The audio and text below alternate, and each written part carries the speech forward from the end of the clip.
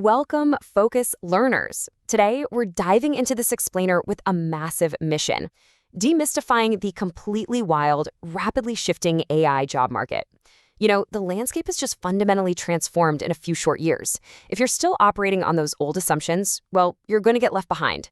So we're going to break down the actual reality of the market, the exact skills you need, and hand you a concrete blueprint for landing a coveted role in AI right now. Okay, let's jump right into this massive wake-up call. Is prompt engineering dead in 2026? We really need to dismantle this outdated 2023 assumption. You know the one? The idea that just typing clever questions or tweaking instructions in a chat box will still get you hired as a standalone product engineer. Yeah, that era, it's over. Companies have completely stopped experimenting just for novelty's sake. Now they are shipping generative AI systems to real users at scale to solve real expensive business problems. I absolutely love this brilliant quote from machine learning expert Aishwarya Srinivasan because it just hits the nail on the head regarding the market right now.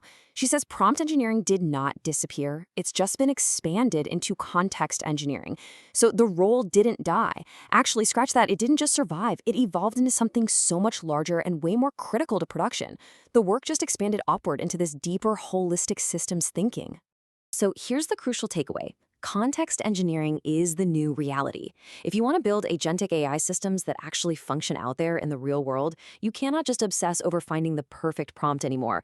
It's like a giant puzzle. You are deciding what information the model sees, exactly when it sees it, and in what form. It's about designing retrieval strategies, managing memory state. It means defining strict schemas and controlling how that context changes over multi-step workflows. It's the whole shebang.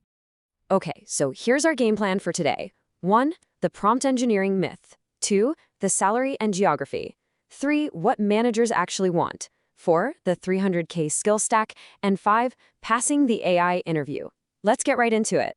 Starting off with Section 1, the prompt engineering myth, from product feature to QA tool. It's absolutely crucial to understand that standalone prompting, it's now mostly a highly specialized testing technique sitting inside QA and model safety, rather than broad product development. You'll basically only find the pure prompt engineer title at foundational model labs, where they're doing red teaming, uncovering failure modes, and really stress testing models under malicious inputs. Like trying to trick the AI into breaking its own rules. Because AI systems are inherently probabilistic, prompt-based testing has basically become the go-to method to validate behavior. So it's testing, it's not feature building. Moving right along to Section 2, the salary and geography, basically following the money in AI. Okay, boom, $126,000. This number is just the baseline national median salary for prompt engineers in the US right now, pulling from Coursera and Glassdoor data. It's an incredibly lucrative space simply because enterprises are literally desperate for people who can make these AI systems reliable at scale. Now, this is where things get really interesting. Look at how specific frontier labs drastically skew these numbers.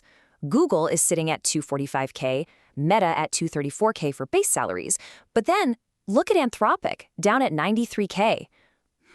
Why the massive dip? Well, it's because of these frontier labs. Equity completely changes the math. A huge chunk of total pay comes from equity grants, meaning those top-tier compensation packages, they can actually clear $500,000 once you factor everything in. No joke. And check out this stark contrast when it comes to the geography premium. A prompt or applied AI engineer in a major tech hub like San Jose can realistically out-earn a traditional, highly technical ML engineer working in a secondary market like Charlotte. Why? It's because the frontier AI labs are physically clustered in these hubs, and that creates this intense, concentrated bidding war for what is, honestly, a genuinely thin talent pool. All right, Section 3, what managers actually want, the 2026 hiring paradigm shift. Traditional software engineering hiring used to be this totally solved game, right? You grind leak code, polish up the resume, practice some behavioral questions, and you're good. Well, if you are still grinding binary search trees on LeetCode for 2026 AI role, seriously, put the keyboard down.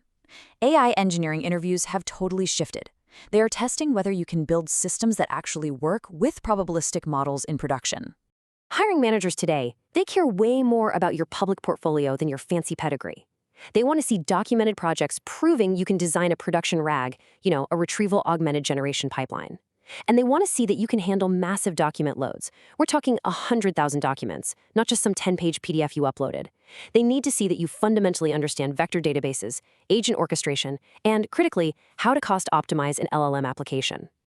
Let's level up to Section 4, the 300K skill stack. This is what separates the tiers.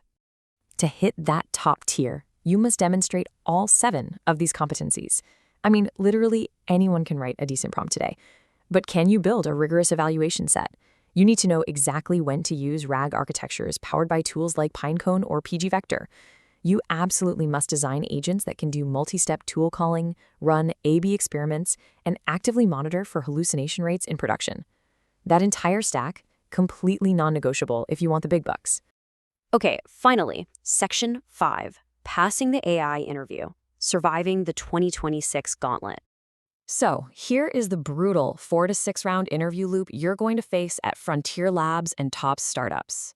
First, a 30-minute recruiter screen. Then, live prompt writing under a ticking clock. After that, you're jumping into structured output with function calling, followed by a val design, and wrapping up with a behavioral case study. And those middle 3 technical rounds? Yeah, that is exactly where most candidates just fall apart. Listen closely to this part. This is the fatal round, evaluation design. Most candidates totally fail round 4. They'll write a prompt, ship it, but then they can't explain how to catch regressions when the model version inevitably flips. You absolutely must bring a story to the interview about how you built a golden set of 20 to 50 hand-labeled examples, covering common, edge, and adversarial cases. And then explain how you relentlessly compared those outputs every single time the model updated. In the structured output round, you really need to prove you know your deep technical trade-offs. For example, you need to know that JSON mode only forces syntactically valid JSON. It might still totally hallucinate the actual keys your code expects. If you want strict schema enforcement and reliable tool use, you have to be able to articulate exactly why you would leverage function calling or constrained decoding instead. All right, anchor your live coding rounds with this specific tactical cheat sheet. This proves you understand production safety boundaries. First, use XML tags to separate instructions from untrusted user inputs. That defends against prompt injection. Second, use chain of thought for complex math or logic, but skip it for simple tasks, save your tokens. Third, write super verbose tool descriptions so the model actually knows when to use them. And crucially, handle hallucinated function calls in your code. Don't just cross your fingers and hope they don't happen. So to wrap up this explainer, I want to leave you with a thought.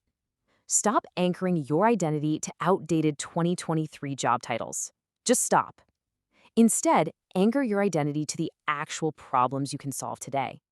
The AI industry does not want clever prompters anymore. They want builders who can manage these wild probabilistic systems from end to end. So ask yourself, what kind of context are you building for your own career?